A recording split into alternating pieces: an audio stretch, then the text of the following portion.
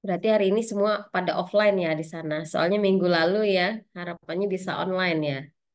Ternyata tidak jadi ya. Iya, Bu. Oke, baik. Kemarin juga kesepakatan di Magister Akuntansi mereka minta online karena yang dosen-dosen lainnya juga diminta online juga karena liburan ya kemarin 2 hari. Kemudian nanti Ibu infokan juga minggu depan tanggal 18 itu kan ada workshop di Magister Akuntansi terkait riset dan publikasi. Jadi nanti kalian semua ikut sama Ibu ya ke situ. Sama-sama kita mendengarkan workshop. Kebetulan Ibu jadi narasumbernya. Jadi Ibu mau mengenalkan R Markdown nantinya untuk publikasi dan riset. Nah, Jamovi yang akan kita pelajari hari ini itu sebenarnya bagian dari software R. Namun lebih praktis ya dibandingkan dengan R karena mungkin R lebih banyak bergelut dengan bahasa program. Nah, nantinya kalau kalian memang tertarik, nanti Ibu akan infokan juga untuk yang software R itu seperti apa. Untuk hari ini kita coba melihat ya Jamovi. Ada yang sudah mencoba? Belum? Oke, Ibu coba perlihatkan Jamovi ya seperti apa. Kemudian nanti mencoba mendemonstrasikan terkait analisis regresi linier sederhana maupun berganda. Nah, sehingga nanti eh, Bapak Ibu sekalian bisa mencoba menggunakan data yang diperoleh dari instansinya masing-masing atau yang diperoleh melalui BPS kemarin ya yang ada linknya. Itu bisa dicobakan nantinya variabel apa saja yang mau dicoba analisis. Jadi analisis regresi linear sederhana dan berganda ini analisis hubungan yang mungkin bisa boleh dibilang paling sederhana. Tentu saja nantinya analisis regresi dan korelasi ini akan berkembang sesuai dengan jenis variabel penelitian yang akan diteliti ya seperti itu. Entah nantinya apakah variabelnya pengukurannya itu bersifat kategorik, numerik, nominal, ordinal, interval atau rasio itu juga akan nantinya mempengaruhi metode analisis yang akan digunakan seperti itu ya. Jadi izin saya share screen Jamovi. Harapannya semua juga sudah terlihat ya.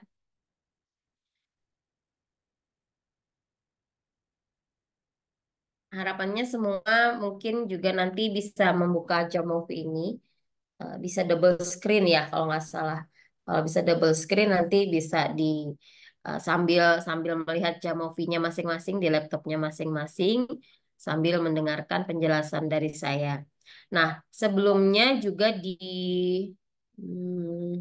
sebentar tadi di Simari itu sudah saya masukkan ini manual book kalau nanti ada yang mau belajar Jamovi lebih dalam. Kemudian saya tambahkan juga tadi ada versi Indonesianya ya. Ini ada buku versi Indonesia.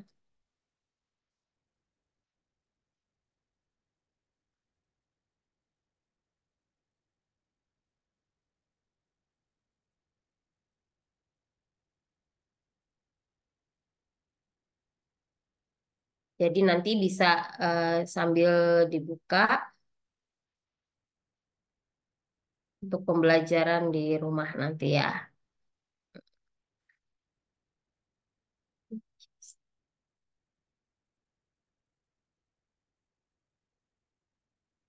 Nah, jadi ada 2 buku yang nantinya bisa dibaca kembali kalau nanti ada penjelasan ibu yang kurang dalam ataupun kurang tajam.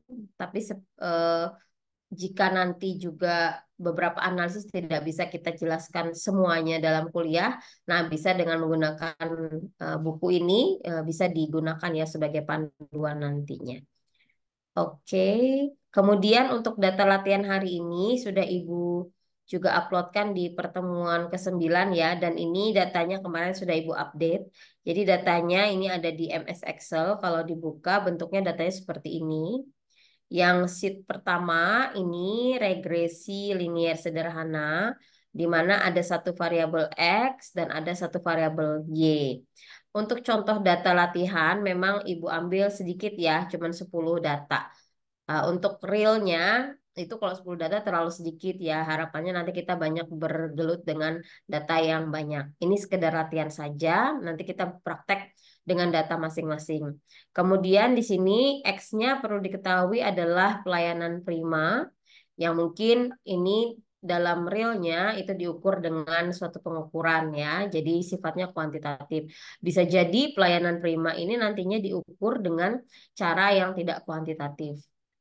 Kemudian yang Y ini adalah variabel kinerja guru. Jadi kita mau melihat apakah ada hubungan antara pelayanan prima dengan kinerja guru. Kemudian di sheet yang kedua ini ada regresi linear berganda. Jadi ada penambahan satu variabel X ya di mana disiplin kerja. Jadi sama dengan yang sebelumnya, namun di sini kinerja guru mau dilihat tidak hanya berdasarkan pelayanan prima, tetapi juga disiplin kerja. Jadi dengan menggunakan kedua data ini, kita akan coba analisis regresi linier ya menggunakan Jamovi.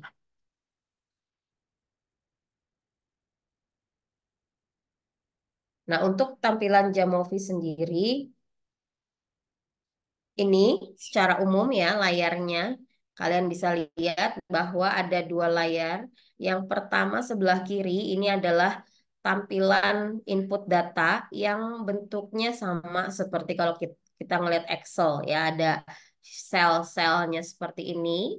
Kemudian ini ada kolom untuk nama variabelnya dan ini adalah untuk jumlah observasinya. Kemudian di kolom yang sebelah kanan ini adalah kolom untuk menampilkan outputnya. Jadi perbedaannya dengan SPSS, kalau SPSS kan dua jendela terpisah ya. Entry datanya jendelanya penuh, kemudian outputnya tersendiri juga ya. Sehingga di save-nya juga dengan beda ekstensi. Nah, kalau di sini kita bisa melihat langsung nanti apa yang kita analisis di sebelah kiri, itu outputnya ada muncul di sebelah kanan. Jadi di sini ada menu variabel, di mana variabel ini akan mendefinisikan nama variabel yang kita amati, itu apa, deskripsinya juga apa. Jadi ini hampir sama dengan SPSS, namun kalau di SPSS itu ada jendela untuk variabel input dan variabel deskripsinya ya, jadi terpisah. Kalau ini eh, lebih simple seperti itu. Kemudian nantinya nama variabel ini pengukurannya bisa diubah-ubah sesuai dengan keperluan. Nah, jadi kalau kita tadi double klik di sini, ya. Nah, ini misalkan variabel A deskripsinya bisa dimasukkan apakah tipenya nominal, ordinal, continue gitu ya, apa berupa ID. Nah, ini bisa disesuaikan. Kemudian juga tipe datanya ini apakah integer, desimal, atau berupa teks juga bisa disesuaikan. Ada missing value atau tidak juga bisa disesuaikan. Begitu pula untuk variabel berikutnya B dan C itu bisa disesuaikan ya. Oke. Kemudian di sini ada edit, compute, transform, add, and delete. Jadi ini nanti gunanya untuk filter juga bisa. Jadi kalau yang sudah familiar dengan Excel ada filter, di sini juga ada. Kemudian kalau misalkan nanti ada kita mau mengcompute suatu nilai variabel, misalkan variabel tertentu ini merupakan jumlahan dari dua variabel yang sudah ada. Nah, ini bisa kita compute secara otomatis ya di Jamovi. Sama kayak di SPSS juga ada ya, compute. Nah, ini serupa seperti itu. Jadi tinggal masukkan formulanya seperti apa ke sini. Nantinya di compute variabelnya nanti otomatis terisi di dalam entry data di sini nantinya. Nih, ya coba. Kemudian ada transform. Ini nanti digunakan kalau memang ada yang variabel yang perlu ditransformasi gitu ya. Jadi ini create new transform. Nah, ini kalau misalkan di beberapa bidang penelitian gitu ya, kalau datanya distribusinya tidak normal, pasti diarahkan untuk mentransformasi data. Namun di statistika perlu diketahui bahwa kalau datanya tidak normal, itu sebenarnya ada pendekatan analisisnya ke arah non parametrik sehingga data itu tidak perlu ditransformasi sebenarnya. Jadi kita masih bisa menggunakan data real yang sebenarnya tanpa harus mentransformasikannya. Karena kalau kita menggunakan data transformasi, biasanya nanti di akhir kita harus kembalikan lagi ya konteksnya ke dalam data realnya tadi. Nah, sehingga dengan menggunakan statistik non parametrik itu pendekatannya bisa lebih baik sih sebenarnya. Tergantung sih dengan tujuan penelitiannya ya. Tetapi mungkin bagi orang awam yang belum banyak tahu tentang statistika non parametrik biasanya melarikannya ke transformasi gitu ya. Walaupun nantinya di akhir kita harus ingat bahwa data itu adalah data transformasi sehingga dalam interpretasi itu harus dikembalikan kembali ke konsep dasar data yang realnya. Kemudian ini ada add, ada delete ya. Ini bisa em, menambahkan insert data variabel ya, kemudian juga mengcompute data variabel dan sebagainya. Kemudian untuk analisis, nah di sini untuk analisis ini adalah beberapa menu, ada exploration. Nah, exploration ini adalah yang pertama kali sebelum kita menganalisis data lebih jauh. Jadi kalau kita punya data, jangan buru-buru langsung mau dianalisis pakai apa. Tetapi harus dipelajari dulu karakteristik data, sifat datanya seperti apa. Jadi sama kayak kita ya, kalau kenal dengan orang, jangan langsung ayo kita mau keluar makan bareng gitu ya. Belum sebelum kita tahu orang itu siapa, namanya siapa, dari mana asalnya gitu ya. Nah, itu. Jadi di sini juga data seperti itu. Kita harus kenal dulu nih karakteristik datanya seperti apa. Sehingga di eksplorasi ini adalah langkah awal sebelum kita menganalisis data. Deskripsi datanya seperti apa, bentuk scatter plot sebaran datanya seperti apa gitu ya. Boleh pakai Pareto chart atau scatter plot. Nah, nantinya dalam analisis regresi ini kita akan melihat scatter plot sehingga kelihatan nih kecenderungan pola hubungan antara dua variabel itu seperti apa, linear kah atau tidak, linear positif kah atau linear negatif. Nanti kita coba ya. Kemudian di sini ada t-test. Nah, ini t-test mungkin sudah belajar ya kemarin. Ada t-test untuk yang independent samples antara dua sampel yang tidak berpasangan atau saling bebas. Kemudian ada t-test untuk sampel berpasangan, biasanya untuk melihat ada atau tidaknya perbedaan antara sebelum treatment dan setelah treatment. Kemudian ada yang uji t-test untuk satu sampel. Kemudian ANOVA ini analysis of variance ini pernah belajar juga kalian dengan Pak Karim ya sehingga tidak tidak ini lagi tidak tabu lagi dengan istilah ANOVA. Kemudian ada ANACOVA dan MANOVA. Nah, ini kita gunakan juga nantinya di regresi biasanya juga ada atau di rancangan percobaan. Nah, ini banyak. Ada one way ANOVA, kemudian ada yang repeated measurement pakai ANOVA tapi percobaannya itu dilakukan berulang seperti itu. Dan ini ada opsi non parametriknya. Jadi kalau misalkan data-data kita tadi tidak memenuhi asumsi normalitas, jadi untuk yang di atas ini metode-metode yang digunakan kalau sebaran datanya sifatnya mendekati distribusi normal. Tapi kalau data kita tidak mengikuti distribusi normal, ataupun tipe data kita itu bukan tipe data yang numerik atau rasio, maka kita bisa menggunakan pendekatan non parametrik. Jadi jangan takut ya kalau datanya kenapa-kenapa gitu ya. Karakteristiknya sesuaikan aja. Kemudian ini regresi. Nah, jadi regresi ini punya menu analisis tersendiri.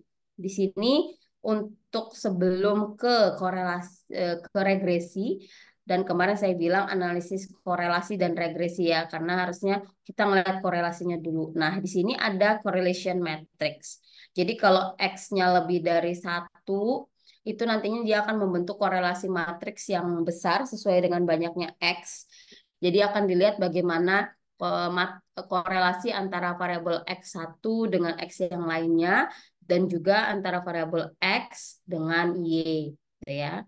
Ada correlation matrix, partial correlation sama linear regression. Jadi di sini nanti mereka memang dalam satu menu analisis ya, analisis regresi dan korelasi.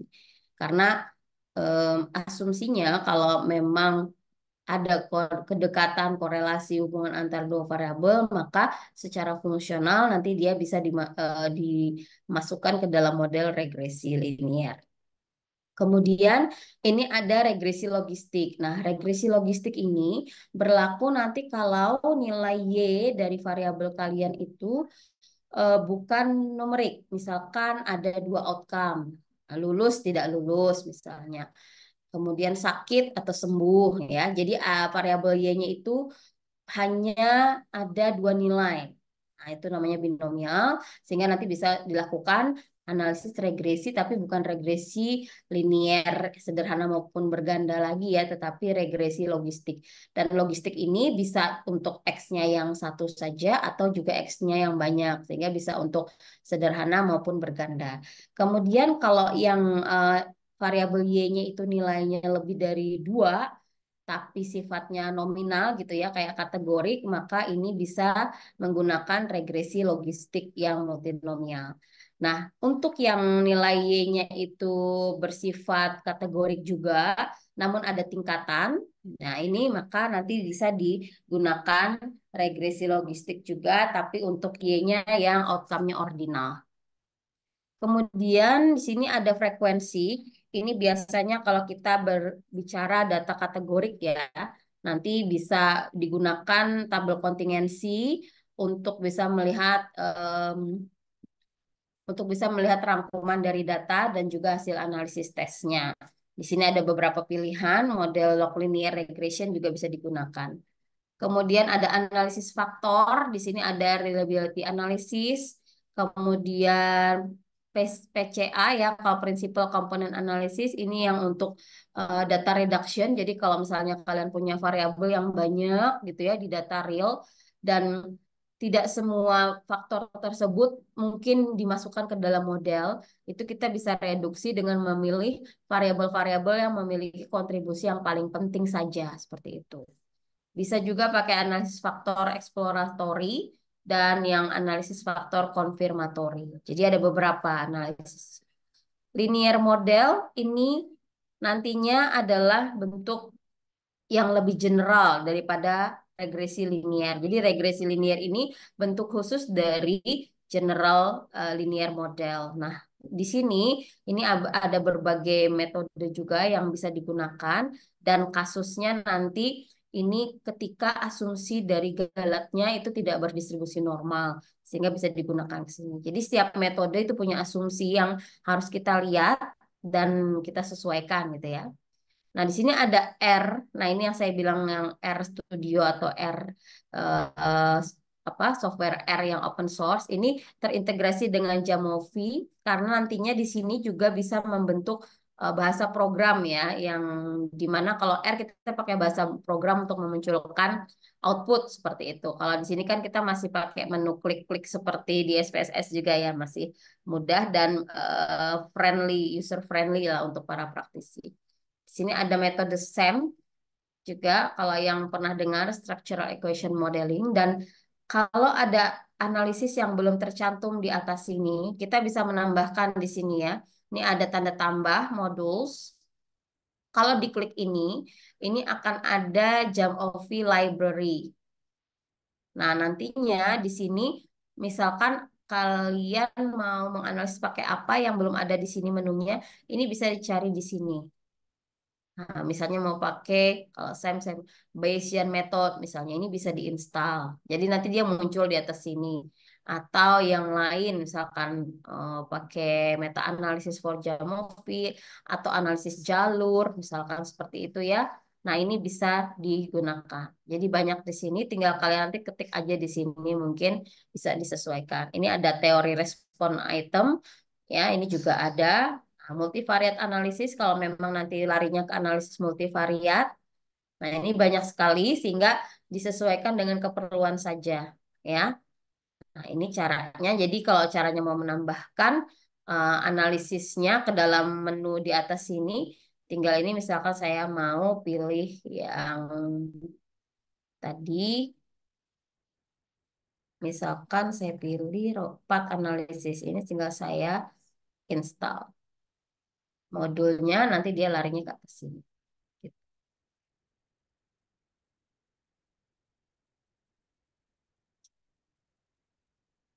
Jadi karena ini open source ya, jadi memang nantinya dalam instalasi maupun melakukan analisis, ini kita juga bergantung pada internet ya, sama dengan R, itu juga open source, sehingga dalam menganalisis kita harus pastikan sinyal ataupun juga koneksi kita baik ya. Kalau misalkan ada gangguan, biasanya dia error, nanti di refresh lagi baru bisa. Nah ini kalau mau instalasi, kita lihat dulu nanti muncul di atas sini kalau sudah berhasil. Sampai sini ada yang ditanyakan dulu. Ini sebelum kita masuk ke data ya, saya kenalkan dulu secara singkat Jamovi, tampilan dari jendela Jamovi ini seperti apa. Oke. Nah, kemudian untuk latihan kita coba masukkan data ya. Yang dua ini saya masukkan datanya. Jadi saya ketika memasukkan data ke Jamovi itu boleh copy, ini di Ctrl C, di copy datanya aja, lalu pindahkan ke Jamovi di sini, di bawah sini. Boleh seperti itu, atau bisa juga dengan cara di sini ada tiga garis, sorry, empat baris bar seperti ini ya. Ini kita klik Special Import. Kemudian bisa di browse di sini, di mana tempat menyimpan datanya. Ini saya simpan di sini, ya, data files. Saya open, datanya larinya sini. Nah, jadi di sini memang kelihatannya agak berantakan ya. Nah, ini kita rapikan. Kita bisa rapikan ini dengan cara ini kita klik, terus kita drag, terus klik kanan, delete. Delete five columns, oke. Kemudian juga yang ini nggak kepake, kita klik kanan, delete. Oke, ya. Kemudian kita tahu bahwa data kinerja pelayanan dan kinerja guru tadi itu bentuknya numerik. Sehingga ini tanda yang ada di samping variabel X dan Y ini adalah tanda untuk variabel nominal kategorik. Sehingga ini perlu diubah. Cara ngubahnya kita bisa double klik. Nah, ini kembali ke sini tadi ya. Jadi X di sini deskripsinya tadi adalah pelayanan prima. Jadi kita bisa tuliskan X itu apa sih gitu ya. Sehingga ingat. Type-nya adalah kita anggap continue karena ini hasil penilaian ya. Dalam kasus ini, contoh ini kita anggap dia sebagai hasil pengukuran berupa nilai gitu ya. Kemudian tipe datanya integer, desimal, atau teks. Kalau tidak ada koma di belakang angkanya, kita pilih integer saja. Oke, kemudian begitu pula dengan Y. Nah, di Y kita bilang di sini adalah kinerja guru. Sehingga kita tahu variabel Y itu adalah apa. Dan ini juga tipenya kita jadikan continue. Dan tipe datanya integer. Kalau sudah oke, ini kita ke ataskan. Nah, sekarang bisa dilihat ya, di depan variabel X dan Y itu sekarang simbolnya tidak lagi tadi kayak ada bola-bola. Ya, sekarang sudah tipe pengukuran. Ya, sehingga di sini sudah numerik atau tipe data kuantitatif.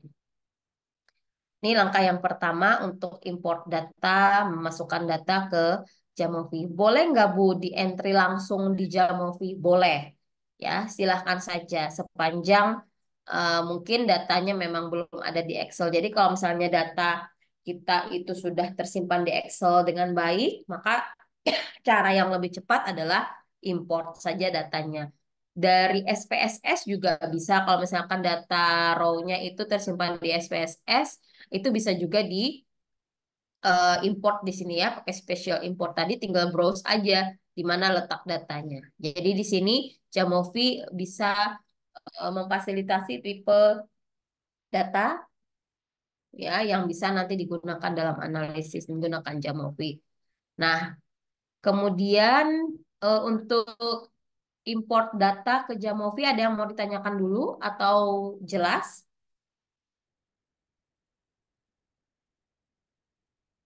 Cukup jelas sejauh Kalau ini. sudah jelas, ya. Oke. Kalau sudah jelas, langkah yang kedua, tadi saya bilang sebelum kita menganalisis regresi, itu kita coba eksplorasi datanya. Kalau ini X-nya tadi terkait nilai pelayanan prima guru dan Y-nya adalah nilai kinerja guru. Kita mau lihat kayak apa sih sebarannya gitu ya. Kita eksplorasilah datanya, kita lihat deskripsi analisisnya.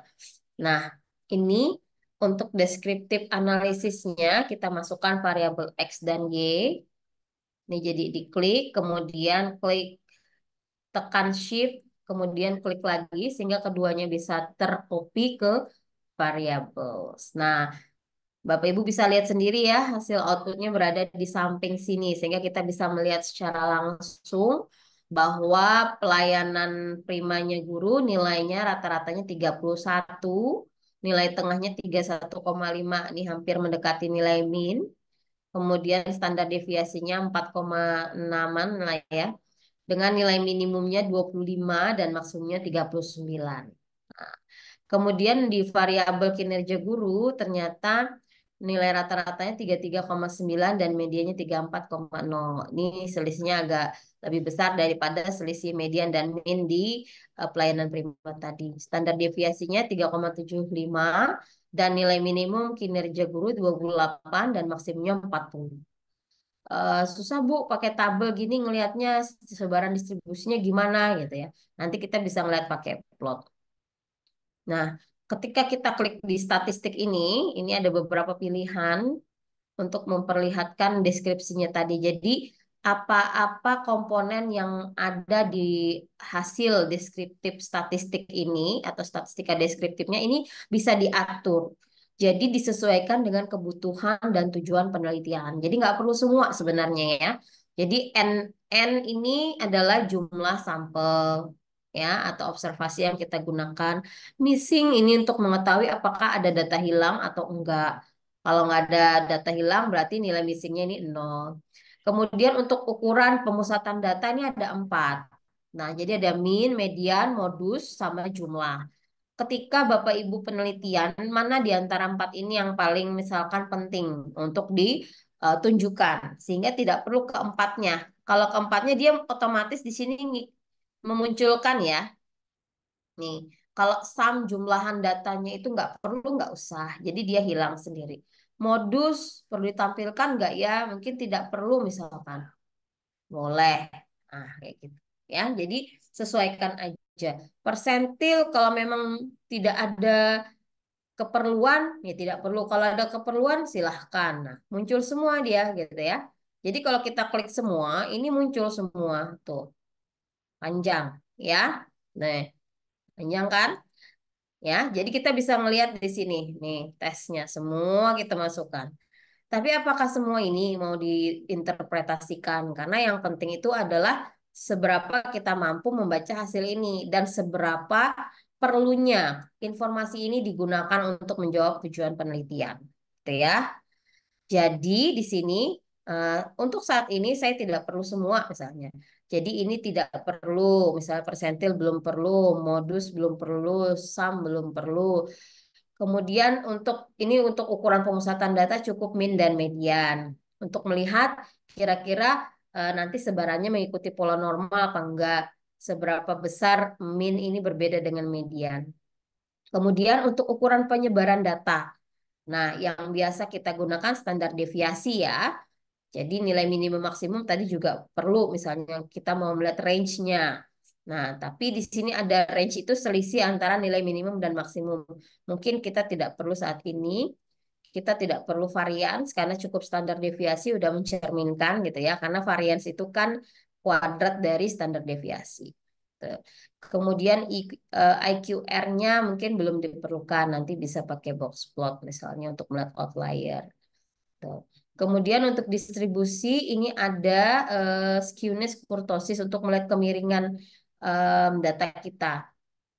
Kalau misalkan di sini belum perlu, kita bisa untick dulu di sini ya, tidak kita pilih, kita tinggal pilih normality testnya aja di sini untuk melihat data kita sebarannya normal apa enggak.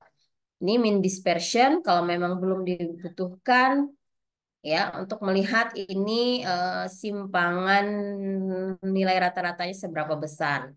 Kalau misalnya diperlukan, silahkan. Di sini berarti simpangannya kisarannya 1,45 untuk yang X dan ini 1,19. Dan ini berada di antara 95% confidence interval, batas bawah dan batas atas. Kalau ini nggak perlu, bisa dihilangkan dulu ya, supaya lebih simpel. Nah, ini Shapiro Wilk. Ini untuk melihat sebaran data kita normal apa enggak. Kalau misalkan mau melihat nilai ekstrim X-nya, ini juga untuk melihat outlier, tapi kalau memang saat ini belum dibutuhkan, kita bisa hilangkan. Di sini kita mau melihat outlier, nih, bahwa nilai paling rendah itu ada di 25, 28, dan 31. Kemudian di paling tinggi itu 32, 35, 39 gitu ya. Tapi nanti masing-masing variabel X dan Y itu punya outlier masing-masing. Sehingga yang di sini the most five values ya, ekstrim bawah, ekstrim atas, artinya nilai yang paling kecil dan nilai yang paling besar ini sekian. Tapi sepertinya karena banyak yang nilai 28 ini tidak termasuk yang ibaratnya nantinya akan menjadi pertimbangan gitu ya. Jadi kalau misalnya ini kita nanti lihat pakai box plot aja lebih enak gitu ya, untuk outlier. Jadi untuk yang di deskripsi ini kita nonaktifkan dulu. Nah, cukup ini bisa mencerminkan berapa banyak observasi sampel yang diambil, kemudian ada atau tidak missing data, apakah data kita itu lengkap atau tidak. Kemudian nilai rata-rata dari setiap variabel yang kita punya, nilai median, nilai tengah data dari setiap variabel juga kita punya, dan kita melihat di sini dengan nilai rata-rata itu hampir mendekati ya. Jadi dia berdekatan, tidak terlalu jauh bedanya. Biasanya kalau nilai min dan median itu saling berdekatan, itu cenderung datanya sudah mengikuti pola normal. Standar deviasinya kita tahu seberapa jauh nilai setiap observasi jatuhnya dengan seberapa jauh nilai setiap observasi dengan nilai rata-ratanya untuk variabel yang pelayanan primat tadi sekitar 4,5 poin, sedangkan untuk yang variabel kinerja itu sekitar 3,7 poin selisihnya. Kemudian kita bisa melihat nilai minimum pelayanan prima, nilai maksimumnya berapa, dan juga kinerja guru. Nah, untuk Shapiro-Wilk ini ada dua, ada yang W, ada yang P. Jadi yang nilai Shapiro-Wilk ini nilai uji Shapiro-Wilknya. Sedangkan nilai Shapiro-Wilk P ini adalah p-value-nya, di mana ini yang kita akan gunakan untuk mengambil keputusan apakah distribusi dari variabel X dan Y ini normal atau enggak. Jadi kita tuliskan hipotesis nolnya itu H0, data berdistribusi normal atau sebaran data pelayanan prima mengikuti pola sebaran normal. Sedangkan yang untuk Y ini H0-nya adalah pola sebaran data kinerja guru mengikuti pola sebaran normal. Kemudian H alternatifnya adalah pola data pelayanan prima tidak mengikuti sebaran normal dan yang Y juga begitu. Pola data kinerja guru tidak mengikuti sebaran normal. Nah, itu dituliskan ya H0, H1-nya ketika menulis laporan. Nah, H0 ditolak gitu ya ketika nilai eh, p-value-nya kurang dari 0,05. Sedangkan di sini kita bisa lihat nilai p-value setiap variabel X dan Y lebih dari 0,05 sehingga H0-nya diterima dengan arti bahwa variabel pelayanan prima dan juga kinerja guru itu mengikuti pola sebaran normal. Ini bisa dilihat juga dari kedekatan antara nilai min dan median tadi. Sampai sini ada yang ditanyakan dulu. Kita step by step dulu ya. Jadi kalau yang simple nanti udah paham, nanti yang eh, multiple berganda itu tinggal nambahin 1x gitu aja. Dan nanti melihat em, asumsi antar x-nya apakah ada multikolinearitas atau enggak itu aja. Ada yang mau ditanyakan sampai sini untuk deskriptif statistiknya?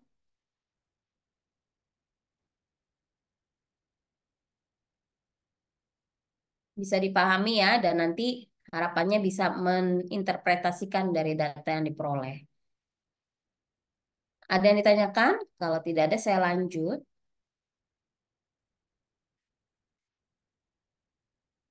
Nah, di sini ada pilihan plot. Jadi kalau kita klik plot, ini muncul ada beberapa pilihan plot.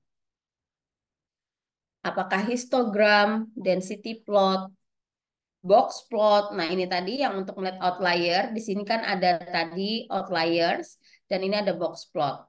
Kalau kita biasanya prefernya ke box plot ya, karena lebih divisualisasikan tuh lebih melihat dan lebih jelas dibandingkan kalau tadi pakai tabel agak bingung kita mungkin bisa membacanya. Jadi ini kalau misalnya mau melihat outliers bisa ketik box plot untuk masing-masing variabel X dan Y. Nah, kita bisa lihat nih. Tuh, di X ini nggak ada outlier ya. Kemudian di Y, nah ini ada nilai 4 dan 10, data ke-4 dan ke-10 yang nilainya di luar dari box plot.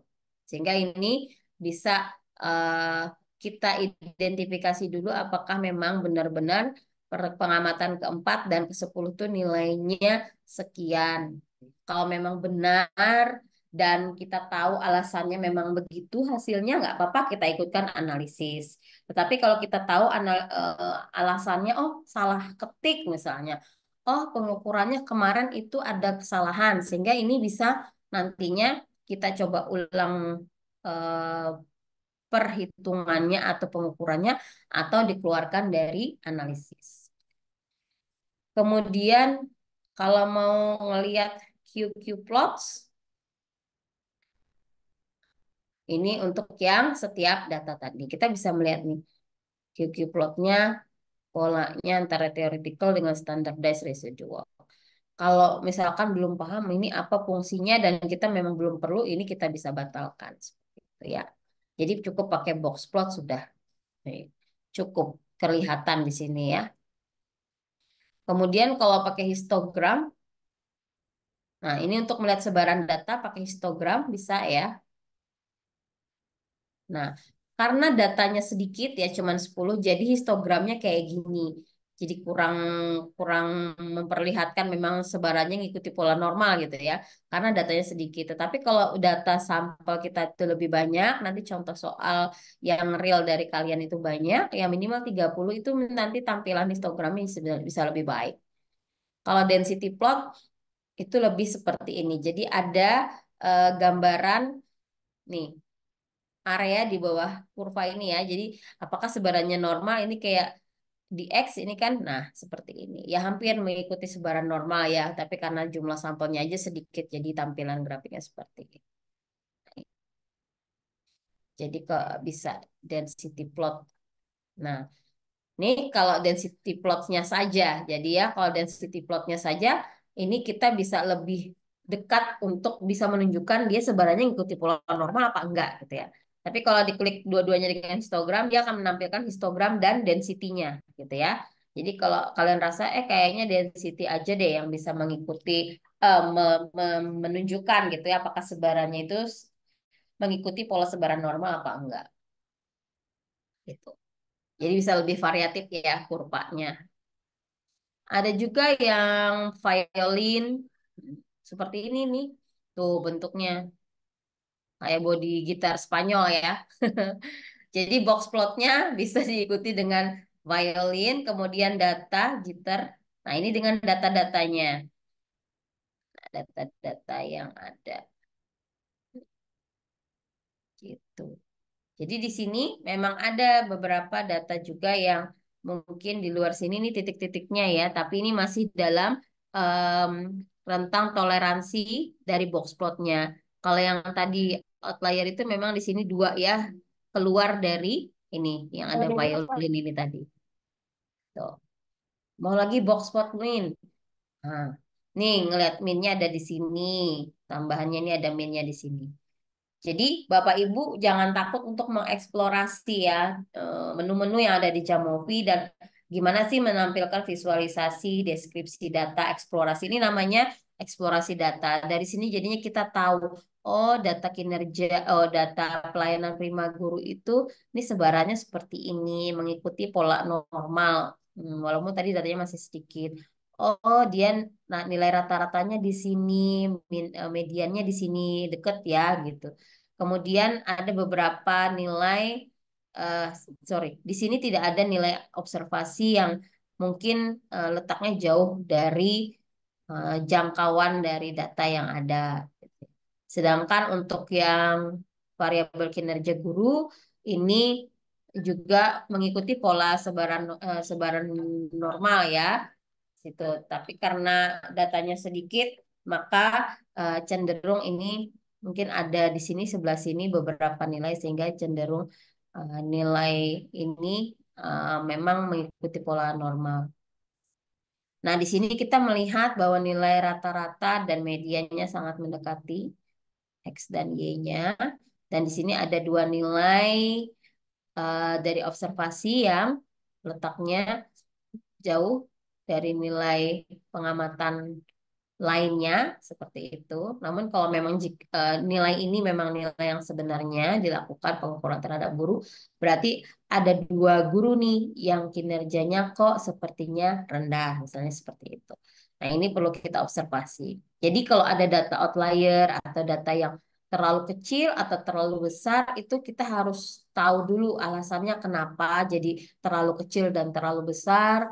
Mungkin bisa salah input atau seperti apa, dan harus kita ketahui alasannya kalau memang nilainya itu memang sebenarnya. Jadi ketika kita mau memasukkan analis atau tidak, itu kita punya alasan kenapa tidak mengikutkannya ke dalam analisis ataupun mengikutkannya ke dalam analisis. Gitu ya. Kemudian ini ada bar plot. Ini tampilannya seperti ini. Kalau dirasa barcode saya nggak bisa menjelaskan misalnya, atau sepertinya kurang bisa memberikan informasi, ini nggak usah, gitu ya, karena sudah terwakili dari box plot tadi. Jadi yang paling powerful memang biasanya box plot ini untuk bisa mengetahui sebaran data, nilai min, median, kemudian nilai range nilai dari pengamatan, ada tidaknya outlier, itu sudah jadi satu di box plot. Itu lebih lebih interaktif dan juga meaningful ya. Jadi pilihlah visualisasi yang bisa lebih meaningful dalam nantinya membantu menjelaskan atau mendeskripsikan sebaran data. Oke, itu deskripsi data. Kemudian kita lanjut, setelah tahu tadi sebarannya normal untuk X dan Y, maka asumsi, sebenarnya asumsi regresi linier ini letaknya di galatnya. Jadi kalau misalkan nanti ada data Bapak Ibu yang ini nggak normal gitu ya, nggak apa-apa, dicoba dulu ke analisis regresinya. Nanti lihat galatnya seperti apa. Kalau galatnya nanti normal, berarti modelnya masih bisa digunakan. Jadi di sini setelah deskripsi kita coba lihat korelasinya. Nah, korelasi, matriks korelasi antara X dan Y. Dengan cara yang sama ya, kita klik X, shift, kemudian dipindahkan. Nah, ini bentuk korelasi matriksnya antara X dan Y. Kenapa ini dikasih tanda strip, strip, strip gini? Ini karena dia berkorelasi dengan dirinya sendiri, itu pastinya udah satu ya nilainya. Karena kan dia dengan dirinya sendiri pasti korelasinya kuat ya. Nah, ini kita bisa lihat, yang akan kita lihat adalah nilai korelasi Pearson-nya. Jadi nilai korelasi Pearson antara X dan Y itu sebesar 0,816. Artinya 81% ada hubungan yang erat dengan antara X dan Y. Jadi kemarin koefisien korelasi itu antara -1 sampai 1. Nah, kalau di sini nilainya positif, berarti korelasinya linier positif dengan asumsi dengan pelayanan primanya, peningkatan nilai di pelayanan prima ini cenderung akan meningkatkan kinerja guru. Itu asumsi awal ya. Kemudian dengan derajat bebasnya 8 ini diperoleh dari nilai observasinya ada 10 dikurangi banyaknya variabel 2 jadi 8. Nah, p-value di sini untuk menunjukkan apakah nilai korelasi sebesar 0,816 ini itu signifikan secara statistik. Nah, ternyata ketika p-value-nya kurang dari 0,05, maka sesuai dengan hipotesis ya. Jadi di sini harus ada hipotesis nanti Bapak Ibu untuk uji korelasinya. Hipotesis nolnya adalah Rho itu yang notasi untuk koefisien korelasi rho-nya sama dengan nol. Kalau rho-nya sama dengan nol, ini koefisien korelasinya kalau sama dengan nol, artinya tidak ada hubungan antara X dan Y. Sedangkan H alternatifnya adalah rho tidak sama dengan nol. Jadi kalau rho-nya tidak sama dengan nol, ada nilainya, berarti dia punya ada hubungan antara X dan Y. Ada nilai yang mencerminkan adanya pola hubungan tersebut. Nah, apakah pola tersebut, hipotesis tersebut diterima atau ditolak? Itu kita lihat dari nilai p-value-nya. Kalau nilai p-value-nya kurang dari 0,05, kalau kita pakai alfa 5% ya. Nah, di sini nih ada tulisannya confidence interval juga pakai 95% confidence interval. Jadi kalau pakai 95% confidence interval artinya taraf signifikansi yang kita gunakan itu alfanya 5%. Ya. Kemudian di sini kita lihat kalau p-value-nya kurang dari alfa, kurang dari 0,05, maka kita menolak H0. Artinya bahwa rho-nya tidak sama dengan nol, ada nilainya, ada nilai korelasinya, sehingga kita bisa simpulkan bahwa terdapat hubungan antara X dan Y. Ya, dan di sini hubungannya sangat kuat karena udah lebih dari 0,7. Gitu ya. Dan di sini kita bisa lihat korelasinya positif ya antara pelayanan prima dan tadi kinerja guru. Nah, di sini ada hipotesis juga, ada korelasi, korelasi positif atau korelasi negatif. Ya, jadi nanti bisa dituliskan di sini. Nah, tuh. Jadi korelasinya positif. Kalau korelasi negatif dia tidak benar ya, karena ini p-value-nya tidak benar. Jadi di sini apakah dia berkorelasi atau tidak? Itu bisa dipilih. Nah, jadi kita bisa menuliskan hal alternatifnya adalah dia punya korelasi yang positif antara tadi pelayanan prima dengan kinerja. Ini ada korelasi matriks juga, ada plotnya. Nih, kalau mau melihat ya, density. Nah, jadi kalau mau memperlihatkan korelasi matriks dalam bentuk plot, ini bisa seperti ini. Jadi ini tadi tampilan sebaran nilai X yang ada di atas tadi kan. Nih sama dengan ini kan. Kemudian juga yang Y ini tidak lain adalah density plot yang ada di sini. Nah jadi Bapak Ibu juga bisa melihat, oh kayaknya ini udah ada di sini deh, nggak perlu duplikasi dengan yang di sini. Jadi kita bisa milih, kalau sudah ada di atas sini berarti ya udah korelasi matriksnya kita nggak perlu pakai density for variables. Nah, kita cukup melihat yang antara X dan Y-nya aja. Ini juga ada tadi statistik. Statistik di sini. Nah, ini kita munculkan nih nilai korelasinya seberapa berapa besar hubungan antara X dan Y. Jadi koefisien korelasinya mau dimunculkan bisa di sini. Terus ada tanda bintang 2, artinya dia sangat signifikan karena tadi p-value-nya kurang dari 0,05, bahkan ini kurang dari 0,01. Jadi kalau nilai p-value-nya kurang dari 0,01 itu bintangnya biasanya 3 gitu ya. 0, sorry, kurang dari 0,05 itu biasanya bintangnya 1. Kalau kurang dari 0,01 p-value-nya itu bintangnya 2 atau 3. Jadi dia dikatakan sangat signifikan. Jadi hubungan antara X dan Y di sini itu sangat signifikan dan bernilai positif.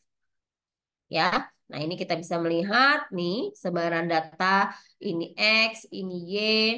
Nih, semakin meningkatnya pelayanan prima guru cenderung meningkatkan kinerja guru. Kita bisa lihat di sini.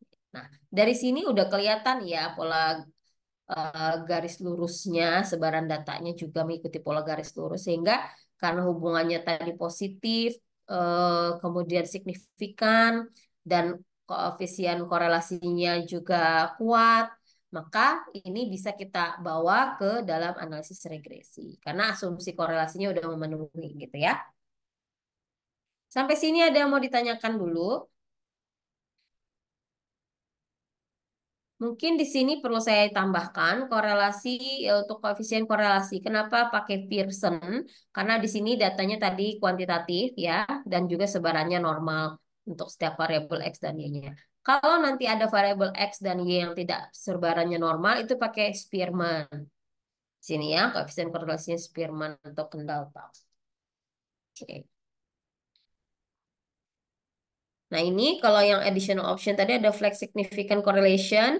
Nah, ini bisa ditambahkan di tabel matriks korelasinya untuk melihat seberapa apakah dia signifikan apa enggak. Jadi kalau Bapak Ibu udah ngelihat tanda ini berarti udah signifikan. Pasti p-value-nya kurang dari 0,05, 0,01. Nah, kalau yang bintangnya 3 ini kurang dari 0,001 gitu ya. Kemudian kalau mau ditambahkan N bisa, confidence interval bisa. Tapi ini sesuai keperluan ya Bapak Ibu. Tadi saya bilang kalau memang kita diminta nih seberapa em, besar sih p-value ini atau seberapa besar interval koefisien korelasinya. Jadi 0,816 ini jatuh di antara nilai 0,4 sampai 1. Jadi dia masuk dalam sini. Jadi kalau signifikan pastilah biasanya juga masuk dalam 95% confidence interval. Kalau dirasa ini lebih informatif silahkan ya dituliskan. Nah, gitu. Ada yang mau ditanyakan sampai sini? Lanjut ya. Oke, kemudian kita masuk ke regresi linearnya. Nah, di regresi linearnya, dependent variable ini penting nih untuk diketahui dulu mana yang X, mana yang Y gitu ya. Jadi kalau tadi X-nya itu adalah pelayanan prima, Y-nya adalah masuk ke variat. Nah, sehingga kita bisa lihat di sini untuk koefisien korelasinya sama dengan yang ini ya 0,816. Kemudian untuk R square kemarin namanya ini koefisien determinasi kuadrat dari nilai R sehingga nilai koefisien determinasinya 0,665. Cara membaca koefisien ini dengan koefisien ini berbeda. Kalau di sini koefisien korelasi artinya antara variabel X dan Y punya hubungan yang kuat ya sebesar 0,8 dan hubungannya linier positif di mana ketika nilai X itu bertambah satu satuan akan cenderung diikuti oleh peningkatan nilai Y gitu ya. Nah, kalau di sini koefisien determinasi itu untuk menyatakan seberapa besar variansi persentase variansi yang ada di nilai yang ada di variabel X mampu menjelaskan variansi nilai yang ada di Y. Jadi di sini kita bisa lihat 0,665 atau sebesar 66% variansi nilai dari pelayanan prima itu mampu menjelaskan variansi nilai yang ada di kinerja guru. Jadi variabel pelayanan prima itu mampu menjelaskan variabel kinerja guru sebesar 66%. Begitu ya. Namanya koefisien determinasi. Kemudian ini adalah model koefisien yang mana dalam model regresi linear sederhana itu ada Y sama dengan alfa atau beta 0 plus beta 1 X 1 gitu ya.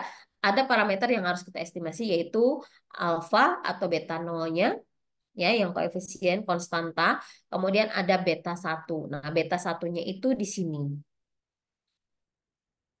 ya. Oke. Nah, jadi di sini nilainya itu tidak lain adalah untuk alfa minus 2,660 ditambah beta nolnya adalah 0,993 x satu. Nah, kita bisa melihat di sini ada beberapa nilai tambahan, ada nilai standar error, uji T, sama p-value. Jadi nilai estimasi dari alfa atau konstanta dan parameter regresi tadi itu dilihat juga apakah dia signifikan apa enggak. Nah, kalau kita lihat interceptnya ini negatif. Jadi di sini negatif 2,660 dalam model itu dia signifikan apa enggak. Melalui uji T, maka p-value-nya kita bisa lihat 0,762. Ini lebih dari 0,05 sehingga untuk yang intercept atau koefisien konstantanya ini tidak signifikan dalam model.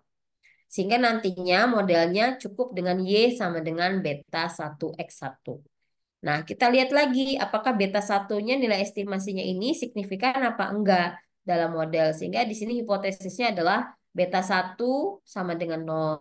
Hipotesis alternatifnya beta satu tidak sama dengan nol kalau kita pakai uji dua arah. Sehingga di sini nilai p-value-nya kita bisa lihat kurang dari 0,05 sehingga tolakkan nol. Dengan demikian artinya parameter regresi atau koefisien dari X1-nya ini signifikan dalam model. Sehingga kalau kita tuliskan model secara lengkapnya Y sama dengan 0,993 X1. Ketika nilai X1 pelayanan prima itu naik satu satuan, maka akan mengakibatkan kenaikan di variabel Y sebesar 0,993. Sehingga 0,993 ini adalah em, parameter regresi yang melambangkan hubungan antara X dan Y. Seberapa besar pengaruhnya X terhadap Y. Jadi kalau X-nya naik satu satuan, maka nilai Y juga akan ikut naik sebesar 0,993. Gitu ya. Kemudian di sini ada model builder. Ini kalau memang nantinya em, regresi multi regresi berganda gitu ya, X-nya lebih dari satu, lebih dari satu. Kemudian ini ada reference level, assumption checks. Nah, di sini kita dalam analisis regresi, kalau sudah menemukan estimasi dari parameter regresi, udah ketemu modelnya, kita cek asumsinya dari Galatnya tadi. Ini yang saya bilang, cek normality test, kemudian QQ plot dari residualnya, sama residual plotnya.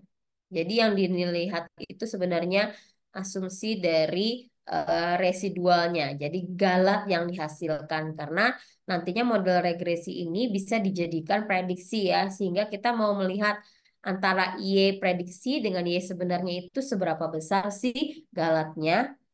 Semakin kecil galatnya semakin bagus ya. Dan kita mau melihat karakteristik galat dari setiap observasi itu dia sebarannya normal apa enggak. Nah, itu yang asumsi yang harus dipenuhi sebelum sebenarnya. Jadi sebenarnya bukan datanya harus normal, tapi galat yang dihasilkan dari hasil modeling tadi harus normal seperti itu. Kalau asumsi galat ini tidak normal dalam pemodelan ini, maka larinya yang ke linear model ya, yang ini, yang generalized linear model. Nah, di sini kita bisa lihat normality test dari galatnya itu 0,872 pakai Shapiro-Wilk dan p-value-nya 0,105 atau lebih dari 0,05 alfa ya. Sehingga di sini kita bisa simpulkan bahwa galat atau error atau residual dari hasil model regresi tadi itu sifatnya terdistribusi normal dan kita bisa melihat pola sebaran galatnya ini tidak membentuk pola alias dia menyebar secara acak gitu ya. Sehingga kita bisa pastikan dia sebarannya acak dan mengikuti pola sebaran normal. Oke. Ini untuk menguji uji kesesuaian model ya, model fit. Ini kita bisa pakai R square. Adjusted R square ini kalau nanti pakai regresi linear berganda kita akan membandingkan antara model yang satu dengan yang lainnya. Contoh kalau misalnya X-nya ada 10 atau lebih dari dua ya dari model, itu pastinya akan ada beberapa pilihan model. Nah, di situ nanti kita akan coba melihat nilai adjusted R yang paling tinggi yang mana. Bisa pakai nilai RMSE, AIC, dan BIC juga. Jadi di sini kalau kita klik semuanya itu nilainya muncul ya di sini. Tapi karena dia model linear sederhana, jadi yang R adjusted ini kurang punya informasi karena tidak ada model yang dibandingkan. Kan ini satu-satunya model ya, karena X-nya cuma satu. Jadi ini kita bisa drop. AIC juga begitu, BIC juga begitu, RMSC juga begitu. Jadi yang adjusted R square, AIC, BIC, RMSC ini kalau nantinya dipakai pada regresi berganda yang membandingkan pilihan-pilihan model. Sehingga ada beberapa alternatif model, mau dipilih mana yang terbaik seperti itu. Sehingga kita bisa melihat adjusted R square-nya yang paling tinggi, AIC, BIC-nya yang paling kecil, juga RMSE-nya paling kecil. Kalau melihat uji F, nah ini uji F overall modelnya, kita bisa melihat di sini ya. Jadi overall model tesnya itu signifikan. Jadi ini overall model regresi linearnya signifikan. Kemudian baru ini namanya adalah uji globalnya dulu. Uji secara global model linear regresinya signifikan apa enggak dengan p-value sekian. Nah, ini atau Lakano artinya model regresinya signifikan. Yang pastinya ada minimal nilai parameter yang tidak sama dengan nol. Sehingga di sini baru dicek secara individual ya lebih ke koefisien dan parameternya secara individual menggunakan uji T tadi dan ternyata konstantanya tidak signifikan namun yang signifikan adalah parameter regresinya sehingga modelnya valid. Kalau nilai parameter regresinya juga nggak signifikan maka model regresinya nggak valid ya. Kalau beta satunya kemarin nol, nah maka modelnya menjadi model konstan. Mungkin itu. Nah, ini ada beberapa nilai estimasi. Ini estimasi confidence intervalnya. Ini kalau memang mau menambahkan gitu ya. Di dalam sini ANOVA tesnya. Ini yang kalau mau menambahkan uji F ini seperti apa, ini pakai ANOVA tes. Nah, jadi yang model fit ini bisa diganti dengan yang ini. Jadi untuk lebih memperjelas bahwa uji F-nya itu dihitung dari ini, dari tabel ANOVA dan p-value-nya sekian gitu. Ya, ini ada standardized estimate sama confidence interval. Nah, ini kalau yang di estimate-nya mau ada standardized estimate atau confidence interval. Jadi Bapak Ibu boleh melihat-lihat ya bedanya apa dan penting nggak sih ini gitu. Nah, biasanya kalau yang signifikan itu dia jatuh di sini ya, tidak melalui nilai nol. Jadi kalau yang melewati nilai nol biasanya nggak signifikan. Ini kan melewati nilai nol antara batas bawah dan batas atasnya. Ada minus dan positif gitu ya. Jadi kalau ada minus dan plus itu biasanya tidak signifikan. Tetapi kalau lower uppernya ini sama-sama positif atau sama-sama negatif maka p-value-nya signifikan atau dia kurang dari 0,0.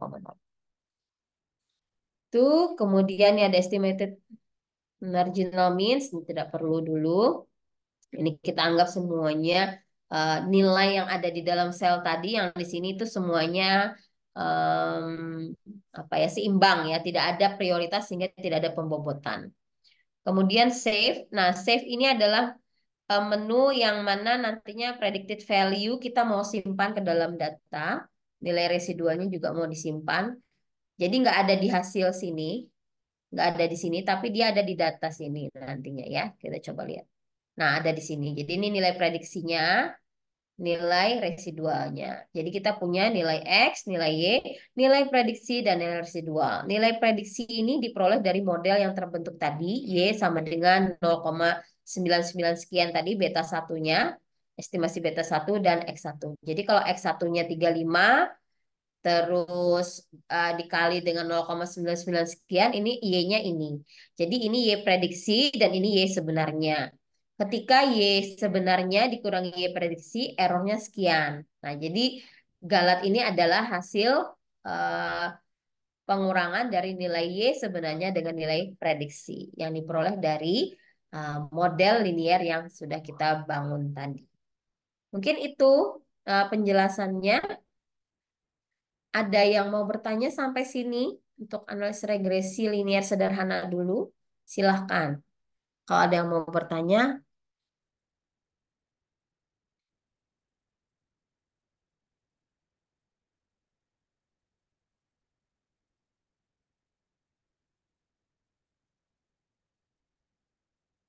atau misalkan ada yang mau mencoba mendemonstrasikan data yang dipunya, boleh.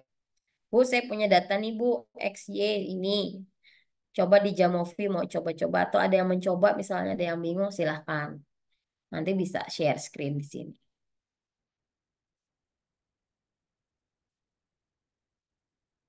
Kalau ada yang mau ditanyakan dulu silahkan. Ada yang belum jelas mungkin nanti silahkan juga.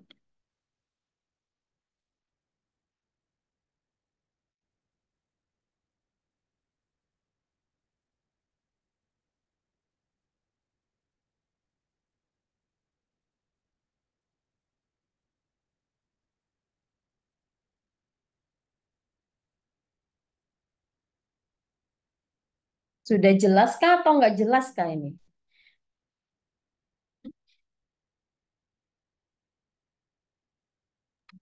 Nah, mungkin karena kurang familiar dengan masih belum familiar ya. Saya nanti eh, apa namanya menu-menunya dan segala macam ya karena kemarin juga pakainya kan yang SPSS gitu ya. Mm-mm. Eh, Mungkin itu aja sih yang bikin agak oke ini letaknya di sini. Letaknya di sini. Tapi Oke, secara umum kan konsepnya sama aja sebetulnya tinggal sama. ini. Mm-mm.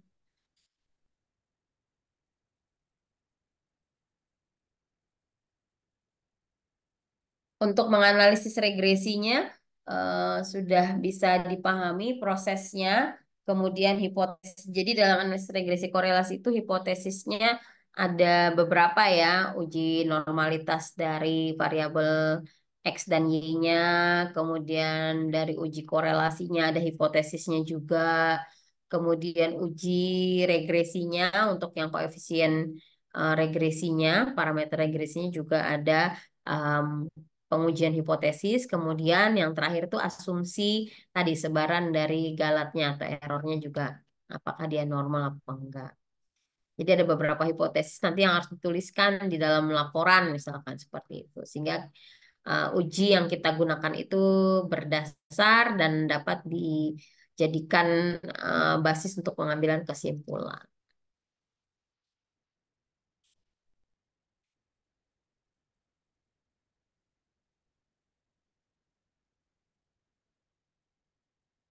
Oke, kalau nggak ada yang ditanyakan, saya tambahkan kembali dari yang tadi satu variabel ya, disiplin untuk kita bisa lihat bagaimana pengaruhnya.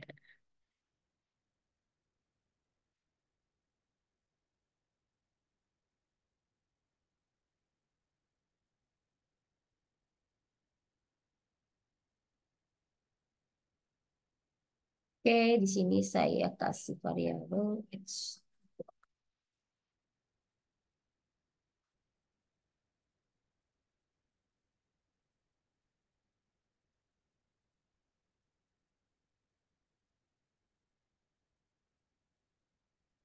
Jadi yang X2-nya ini saya ambil dari yang sheet kedua, ini yang bagian tengah ya.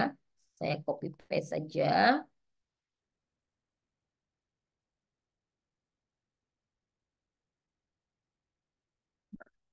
Sehingga proses analisisnya sama kayak tadi ya. Pertama, kita explore dulu deskriptif statistiknya. Kita masukkan X1, X2, Y. Ketemu deskripsinya. Kemudian kita lihat normality testnya misal. Kemudian kita lihat histogramnya, box plot, ya. Sama prosesnya seperti tadi. Atau ini pakai density saja. Jadi ini tampilan X1, Y, nah X2-nya ini. X2 juga sepertinya dia mengikuti pola normal ya, dan di sini hasil tesnya juga normal. Nih. Nah, karena nilai min dan mediannya berdekatan, beda 0,6 aja. Oke, kemudian kita lanjutkan ke analisis korelasinya, pakai correlation matrix. Kita masukkan ini.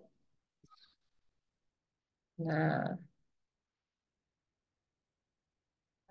jadi kita lihat di sini ternyata nilai X1 dengan Y tadi sudah ya kita bahas di sebelumnya. Nilai X2 dengan Y itu 0,706 korelasinya dan signifikan. Ya. Nah, di sini kita bisa melihat juga bagaimana sih korelasi antar variabel X-nya. Ternyata antara pelayanan prima dan disiplin itu punya korelasi yang cukup tinggi ya, 0,73. Dan ini signifikan juga.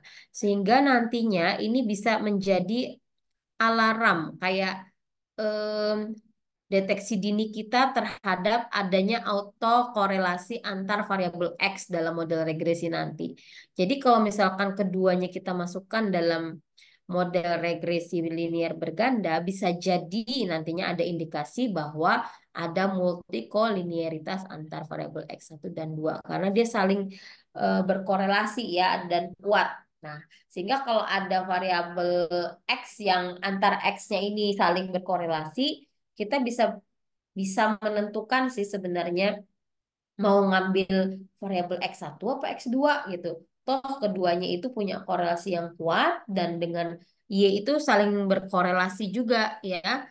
Sehingga di sini kalau dilihat X1 itu korelasinya dengan Y 0,8. Kalau X2 dengan Y 0,7.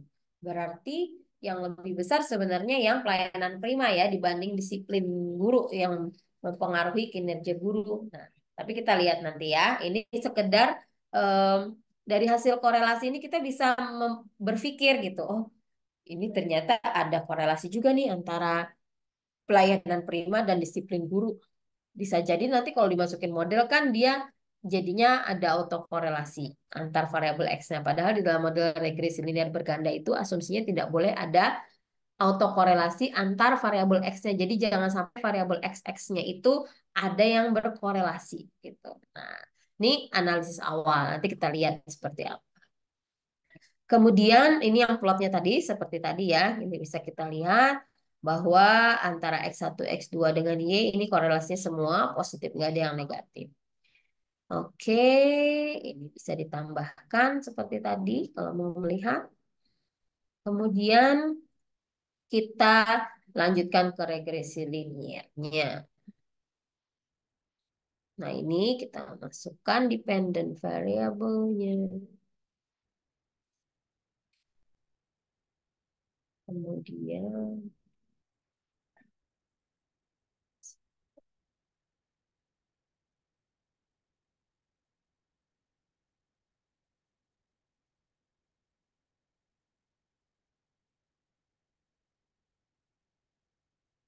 oh kebalik saya sebentar. Ini Y-nya dependent. Ya, jadi di sini saya tadi kayaknya di awal kebalik ya, masukin di sininya X ini Y. Harusnya Y-nya di atas. Dependent variable itu yang Y, covariatnya adalah yang X. Jadi di sini kita bisa lihat model linear regresinya nih sama seperti tadi. Jadi dengan penambahan X2 ini kalau yang di awal tadi R-nya 831 juga ya mirip di atas ini ada masih infonya. Kalau kita hubungkan kembali. Nah, ini kan tadi 0,816 ya. Kemudian dengan penambahan X2 itu nilainya 0,831. Ada peningkatan sedikit lah gitu ya. Kemudian nilai S square-nya 0,691. Kalau yang tadi di atas dengan X1 saja itu nilainya 0,665. Ya, ada peningkatan sedikit. Karena di dalam model regresi itu dengan bertambahnya nilai dengan bertambahnya faktor X-nya atau variabel independennya itu akan meningkatkan akurasi model, tapi tidak serta-merta atau bukan berarti bahwa dengan banyaknya variabel X kita masukkan model kita bagus gitu ya. Jadi kita harus melihat juga memilih juga variabel X mana yang kontribusinya itu memang penting gitu ya dan memang besar pengaruhnya terhadap Y. Nah, tadi yang saya bilang kita coba cek ya apakah multikolinearitas tadi, adanya korelasi antara X1 dan X2 itu tadi akan menyebabkan salah satu variabelnya harus dikeluarkan dari model dan kita memilih satu model aja. Oke, kita pakai yang ini. Correlation, collinearity test, normality test ini. Nah, jadi di sini kita bisa melihat nih di model koefisien, bentar di F-testnya dulu. Jadi, untuk melihat model regresi linier secara umum, general, ini kita pakai uji F. Ya, ini uji F-nya. Nah, di sini kita melihat di uji F-nya, ini nilai uji F-nya 7,84 dengan derajat bebas 2 untuk derajat bebas satunya dan derajat bebas 2-nya 7. P-value-nya kurang dari 0,05. Berarti model linearnya ini secara general itu valid ya, karena beta 1 dan beta 2-nya tidak sama dengan 0. Kemudian secara individual, secara khususnya, kita mau melihat satu-satu apakah interceptnya ini punya dampak atau punya kontribusi dalam model, apakah juga nilai beta satu yang diestimasi itu punya pengaruh besar terhadap Y, dan juga estimasi dari parameter yang kedua ya di X2 itu juga punya pengaruh besar terhadap Y. Dilihat dari uji T dan nilai p-value-nya, nah kita bisa lihat ya bahwa konstantanya juga di sini tidak signifikan karena p-value-nya lebih dari 0,05 dan yang X2 yang disiplin itu juga tidak signifikan. Sehingga kita bisa asumsikan bahwa walaupun tadi kita memasukkan dua prediktor X ya ke dalam model, nah, tetapi di dalam pembentukan model regresi linier berganda, ini yang signifikan itu di estimasi parameter dari X1. Sehingga modelnya kembali ke model linier sederhana. Nah, boleh nggak seperti itu? Boleh saja kalau memang dari hasil analisisnya menyatakan demikian. Ini kita bisa pahami karena X2 tadi punya korelasi kuat dengan X1, ini yang sudah Ibu bilang tadi ya. Sehingga kalau dia dua-duanya dimasukin model, itu akan terjadi autokolinearitas antara X1 dan X2. Yang mana dia punya kekuatan eh, hubungan korelasi. Jadi kita harus milih X1 apa X2. Dan ternyata memang dari segi kekuatan korelasinya dengan Y itu yang X1 yang lebih besar dibandingkan dengan X2 kepada Y. Makanya di analisis pun sejalan dan memperlihatkan bahwa memang betul yang masuk itu adalah X1 dibandingkan dari X2. Ini yang signifikan X1. Gitu ya. Kemudian ini asumsi kolinearitas, autocorrelation-nya, Darwin-Watson-nya, nah di sini. Ini untuk melihat ada autokorelasi atau tidak, ya walaupun di sini nilai signifikansinya lebih dari 0,5, artinya tidak terdapat autokorelasi yang ibaratnya akan mempengaruhi kevalidan model. Namun kita melihat tadi korelasi antara X2 dan X1 itu eksis atau ada ya. Jadi di situ existing korelasi antara X1 X2 memang secara uji asumsi autokorelasinya dia tidak berdampak, artinya dia tidak signifikan. Sah-sah aja gitu kalau dua-duanya berdampingan. Tetapi ketika kita uji nilai parameter setiap variabelnya, ini memang X2 tidak signifikan dalam model ya, sehingga tetap saja yang di dalam model hanya X1 sedangkan X2 itu tidak signifikan gitu ya. Jadi buat apa kalau kita buat ke dalam model karena pengaruhnya juga kecil. Di sini kita bisa lihat nilai estimasinya 0,2 gitu ya. Dan secara statistika ini tidak signifikan dalam model karena sudah terwakili oleh X1. Sehingga kalau yang X1 tadi yang kita masukkan dalam model saja, itu tadi nilainya koefisiennya lebih tinggi ya 0,993 gitu. Tadi ya. Ini tadi saya salah masukin X dan Y ya, jadi nanti bisa diperbaiki.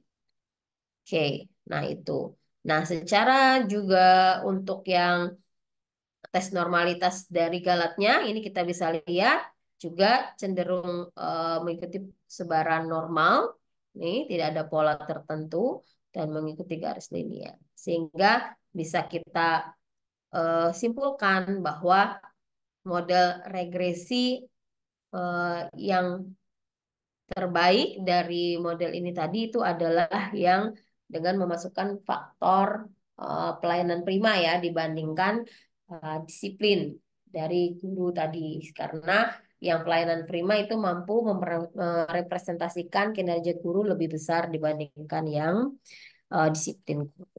untuk data ini, untuk kasus ini seperti itu. Oke, sampai sini ada yang mau ditanyakan? Jadi kalau misalkan tadi pemilihan modelnya, kita lihat dari nilai AIC, BIC-nya ya. Ini kan kalau tadi dua variabel kita masukkan, AIC-nya 0,50. Kalau yang di atas tadi, AIC-nya adalah mana tadi ya. Oh, yang di sini tadi sudah kehapus. Nah, nanti itu dibandingkan dengan AIC yang di sini. Jadi AIC yang di sini, yang di saat kita regresi linear sederhana, dibandingkan dengan yang berganda. Jadi perbandingan seperti itu untuk memilih model terbaiknya. Oke. Sampai sini ada yang ditanyakan dulu. Biasanya nanti kalau udah nyoba sendiri ya, pasti akan ada pertanyaan seperti itu. Jadi setiap tahapan analisis, harapannya kita bisa membaca hasilnya, menghubungkan antara hasil analisis yang satu dengan yang lainnya. Sama seperti tadi ya. Kalau di awal dari matriks korelasi udah kelihatan X1 dan X2 itu punya korelasi yang kuat.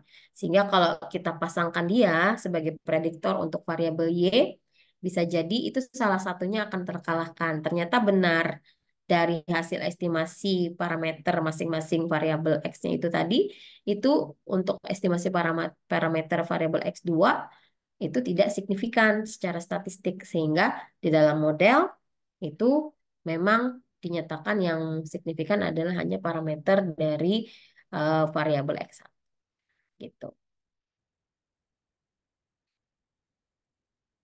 Ada yang mau ditanyakan? Silahkan dulu. Masing-masing sudah punya data yang diambil belum? Nantinya karena kita belajarnya lebih ke case study ya dan membaca data nantinya hasil. Jadi harapannya setiap orang punya data untuk digunakan eh, sebagai case study dalam pembelajaran ini. Untuk analisis regresi, nantinya juga kita akan belajar analisis regresi logistik mungkin yang Y-nya nantinya kita kategorikan. Untuk sementara misalkan saya punya Y-nya hasil pengukuran Bu misalnya berupa angka gitu. Nantinya kalau kita belajar logistik itu bisa kita kategorikan gitu ya. Jadi nggak apa-apa mau datanya seperti apa nanti kita sesuaikan. Dan harapannya nih ujian akhirnya juga ini berdasarkan data yang dipunyai masing-masing. Sehingga lebih kepada bagaimana cara menginterpretasikan hasil analisis itu gitu ya. Dan sesuai atau berlandaskan data yang real. Sehingga nanti, wah ada yang nggak normal nih. Nah itu macam-macam nanti kan kasusnya seperti apa Bu ini. Kalau tadi kan datanya baik-baik saja orang dari buku datanya ya. Nah kalau data real itu nanti macam-macam. Ada yang agak mencong, terus ada yang mungkin datanya hilang lah seperti itu.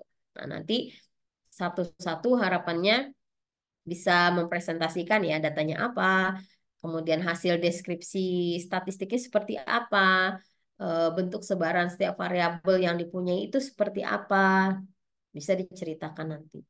Gitu. Ya, jadi sambil per minggu itu sambil ada, oh ya kemarin sudah ada teori analisis regresi linear berganda. Hari ini kita praktikum dengan Jamovi seperti apa proses analisisnya. Kalau ada yang mau dengan SPSS silahkan, saya nggak ngelarang. Kalau mau tetap pakai Excel misalkan atau SPSS silahkan aja. Ya, nggak harus pakai Jamovi, tapi saya mengenalkan Jamovi di sini sebagai referensi tambahan aja. Terserah nanti mau analisisnya pakai apa, silahkan ya, sesuai kenyamanannya aja. Yang jelas nanti Bapak Ibu bisa menjelaskan step-step dalam menganalisis data itu seperti apa. Harus ada eksplorasi data dulu, deskripsinya seperti apa, sebaran datanya seperti apa, baru lanjut ke tahap analisis selanjutnya. Ya, memahami dulu datanya seperti apa. Nantinya eh, itu dituliskan ya secara step by step, dituliskan dalam laporannya. Nantinya yang di UAS, yang dikumpul nanti hasil dari Bapak Ibu melakukan analisis deskripsi, analisis regresinya, ataupun nanti bahasan-bahasan berikutnya. Jadi kumpulan-kumpulan itu saja. Jadi saya di UAS tidak ada di tempat ujian gitu selesai hari itu juga enggak, karena ini lebih proses ya. Bapak Ibu sudah S2, jadi saya tidak expect seperti S1. Kalau S1 kan mungkin ya hari itu selesai, hari itu dikumpul ya. Tapi kalau S2 lebih ke pemahaman implementasinya, bisa memahami karakteristik data dan lebih ke mengimplementasikan hasil analisisnya, serta nantinya mungkin mampu nih melihat secara kritis bagaimana analisis data, kesimpulan, sehingga nantinya berbasis data ini mampu memberikan rekomendasi ya. Jadi evidence based recommendation gitu. Entah nanti apa kasus datanya kita lihat dulu gitu. Oh, ternyata ini, dan bisa jadi ada value dari apa yang sudah dianalisis itu, supaya nanti ketika ngerjain tesis beneran, nah itu udah apa ya, udah ada mm, pengalaman menganalisis data, kemudian melihat dari data itu secara kritis, kemudian mengambil kesimpulan itu sehingga nantinya berbasis data dan mampu menjadi rekomendasi. Jadi kita punya justifikasi bahwa ini loh sebaiknya ini dan ini, bukan itu dan yang lainnya, seperti itu gitu ya, dalam pengambilan keputusan. Mungkin itu Bapak Ibu ya. Silahkan kalau ada yang mau ditanyakan dulu. Saya Bu, mau tanya Bu. Ya, silahkan Mas Rahmat. Tadi kan X2-nya tuh lebih baik tidak diikutkan Bu. Mm-mm.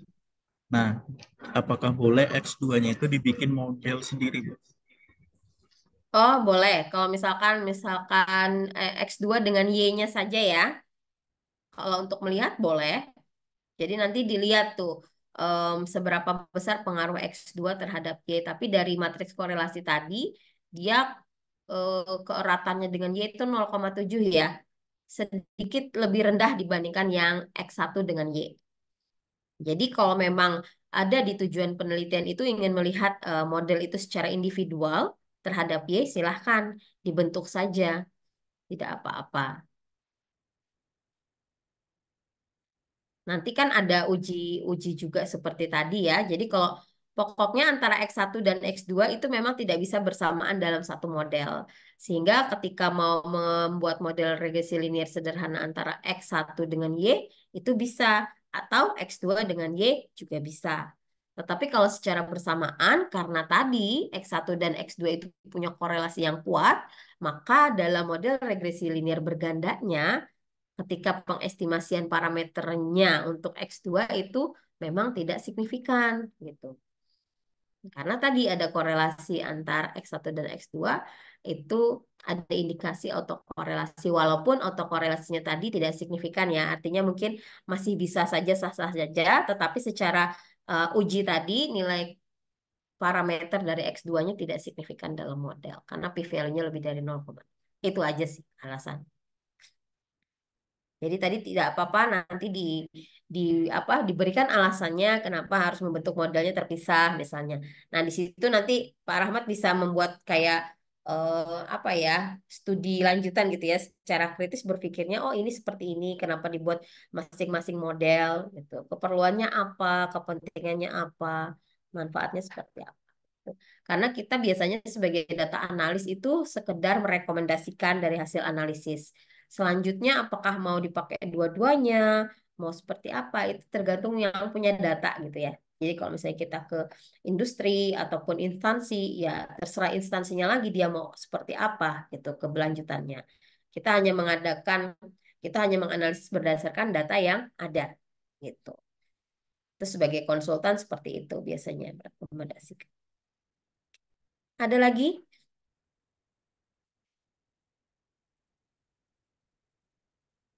yang mau ditanyakan?